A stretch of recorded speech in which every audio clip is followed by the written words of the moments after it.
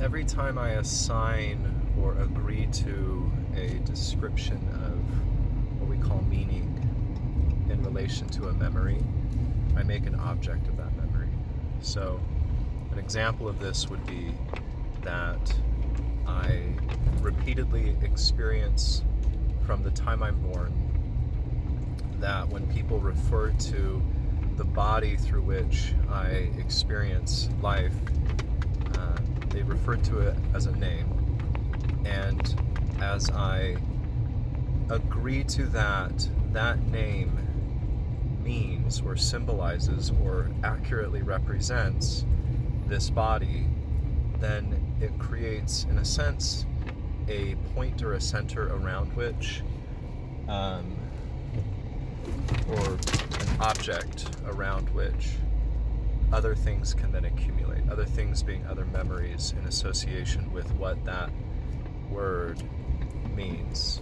And so this is how we objectify reality.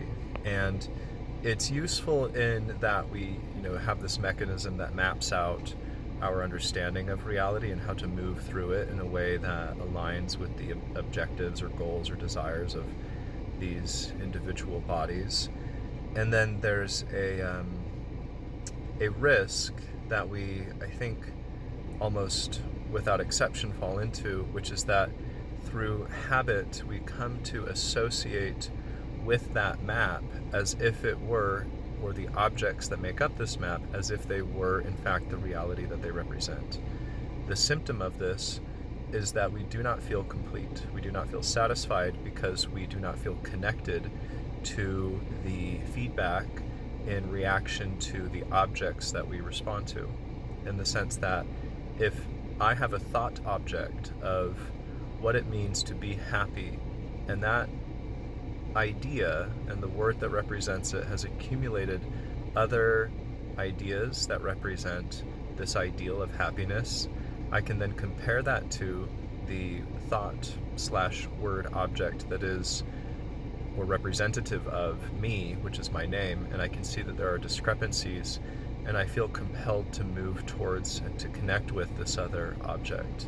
The problem is, because I've arbitrarily separated them into two different objects and defined them within these limited static terms, I cannot, through the rules of those arbitrations, if that's a word, reconnect them. And so I continue to simulate a sense of disconnection to validate the reality of the comparison between these two objects in my mental map of what life is.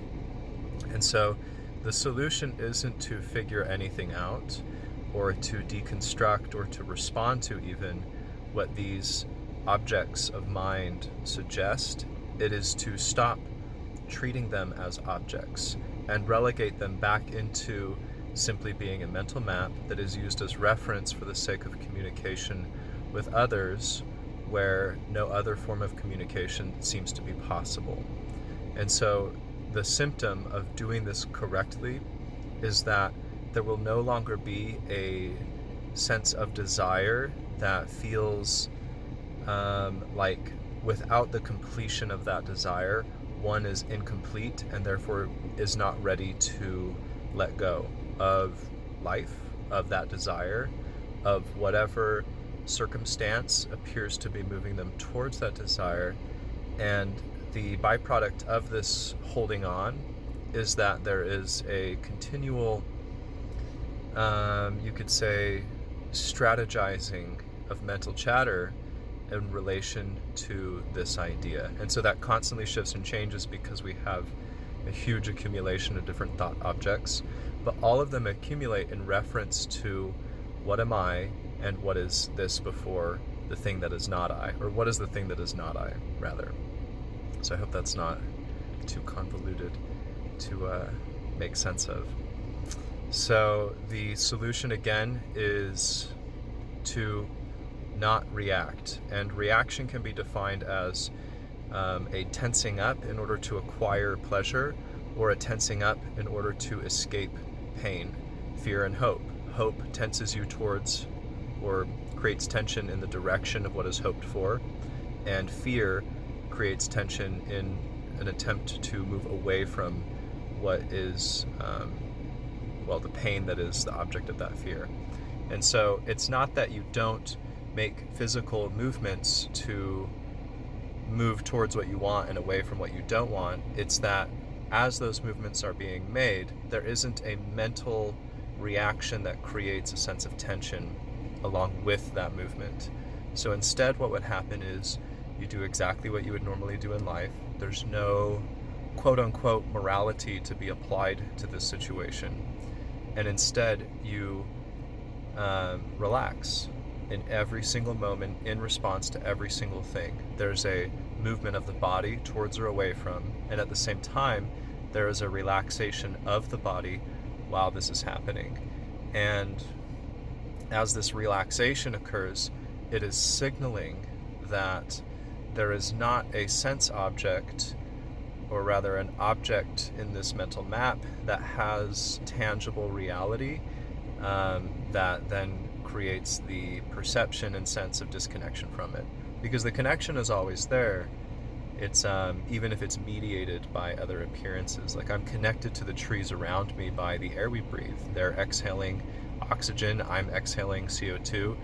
They're inhaling the CO2, I'm inhaling the oxygen. And there's likely an infinite number of layers of connection in addition to that between this body and all other apparent bodies, or you could call them processes of organized processes that we see flowing in their different way of passing through the points of least resistance of reality based on the sort of set of characteristics being expressed by those different groupings of processes. So this relaxation is brought about by a continual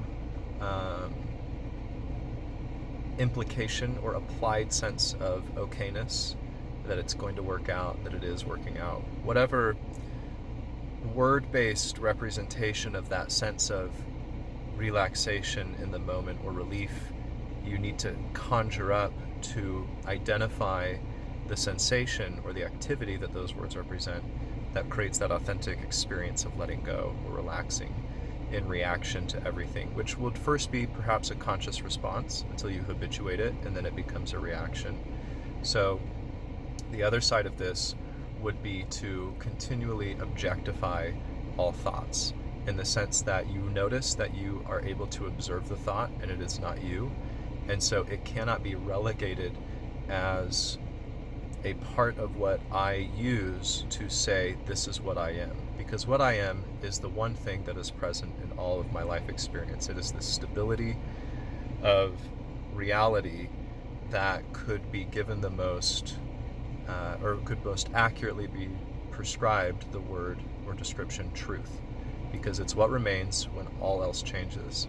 And so to say anything else is what I am is to relegate that same implication of truth to that thing, and it shuts it off from being connected to your receiving mechanism of input of information.